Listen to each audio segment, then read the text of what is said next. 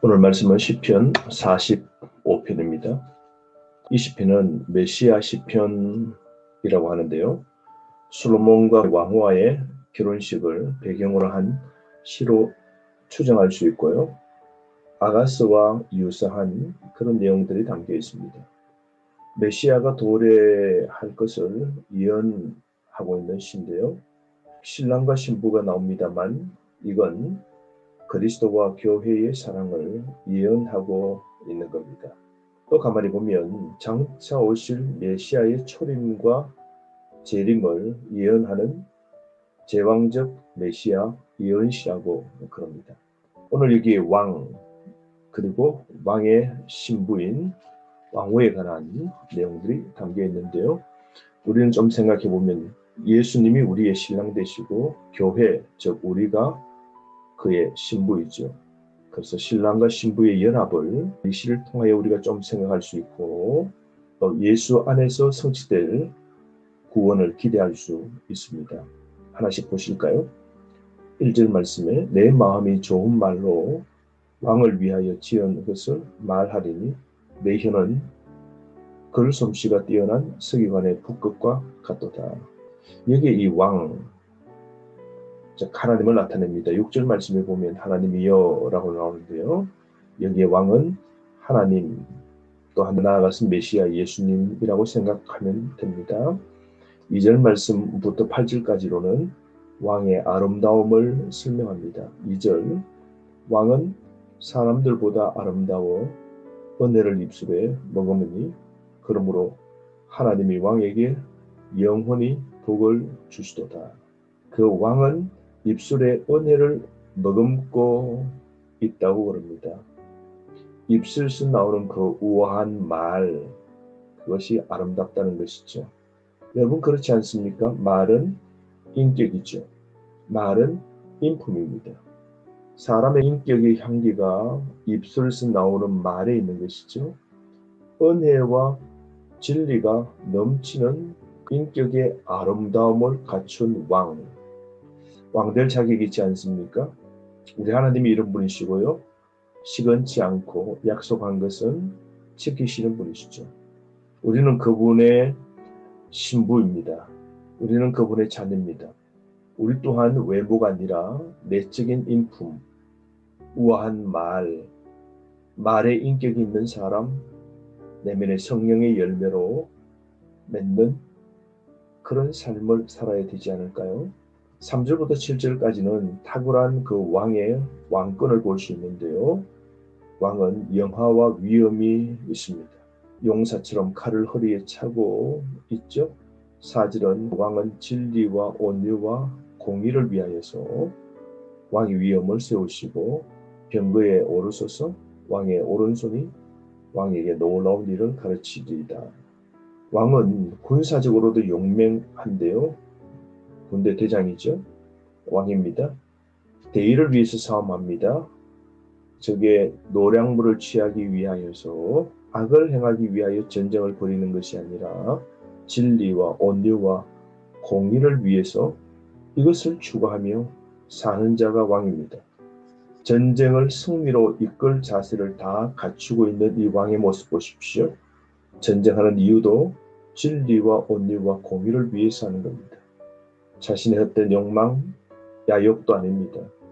우리 하나님은 이 땅 위에 진리와 온유와 공의 그리고 샬롬, 평강을 이루시기 위하여 이 땅에 하나님 나라를 예수 그리스도를 통하여 세우시고 악한 마귀의 권세는 다 깨어 부수시고 악과 싸울 수 있는 그런 모습으로 우리를 세워주셨고 이 세상 속에 교회를 세워주신 것이죠. 우리가 그렇게 살아야 되지 않겠습니까? 어떤 일을 할 때도 동기와 명분이 분명해야 됩니다. 순수한 마음으로 해야 되는 것이죠.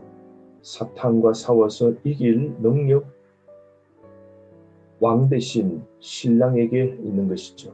그 신랑 의지하면 우리도 능히 사탄의 권세에서 이길 수 있는 것이죠. 왕의 능력 보십시오. 5절 말씀에 왕의 원수의 염통을 뚫으니 만민이 왕의 앞에 엎드려지리이다. 사탄을 발 아래에 굴복시키는 것 보십시오.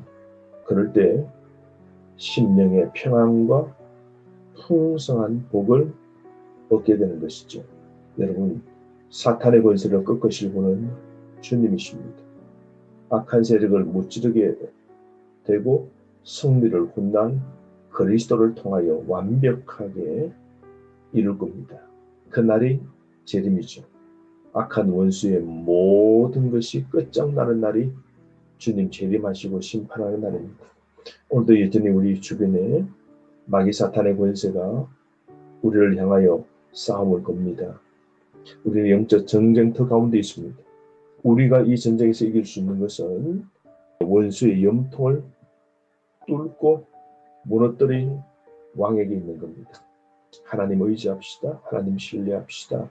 6절 말씀에 하나님은 그 보좌가 영원하고 주의 나라의 기원은 공평하다라고 말씀하고 있죠. 예수 그리스도는 영원한 왕권을 쥐고 계시죠. 보좌에 오르면서 모든 것을 통치하는 왕이십니다. 주님은 불의를 미워하고 의를 사랑하는 왕의 본성이 있는 겁니다. 7절 말씀, 정의를 사랑하십니다.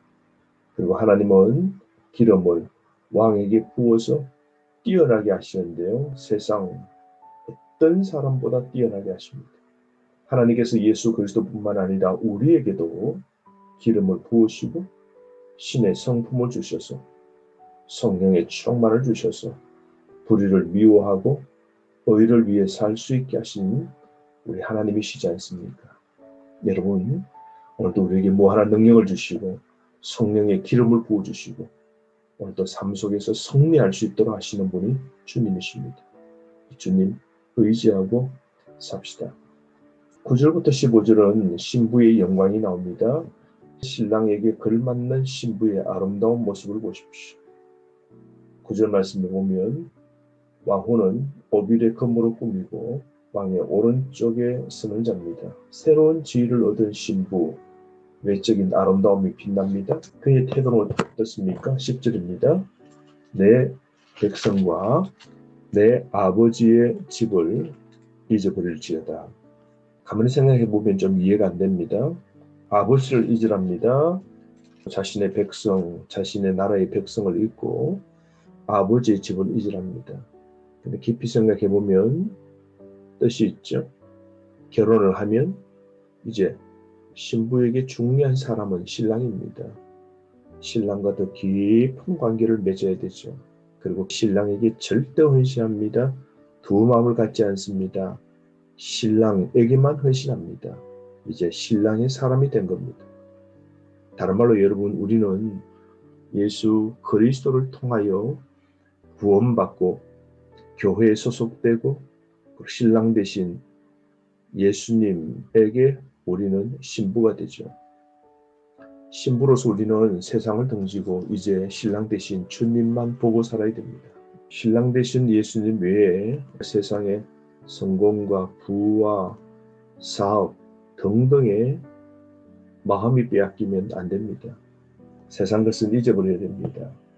과거는 잊고 세상 건 잊고 주님을 위하여 헌신하는 자세도 갖춰야 됩니다. 그래서 신랑 예수님과 관계에서 참 만족을 찾으며 우리 삶을 살아가야 됩니다. 신랑에게만 온전한 헌신, 사랑하는 태도가 필요한 것이죠.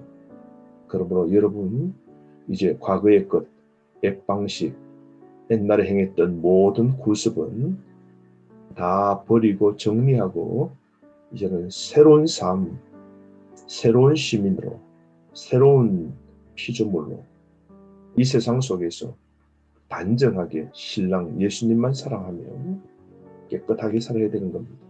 13절부터 15절 말씀 보십시오. 신부의 아름다움이 나옵니다.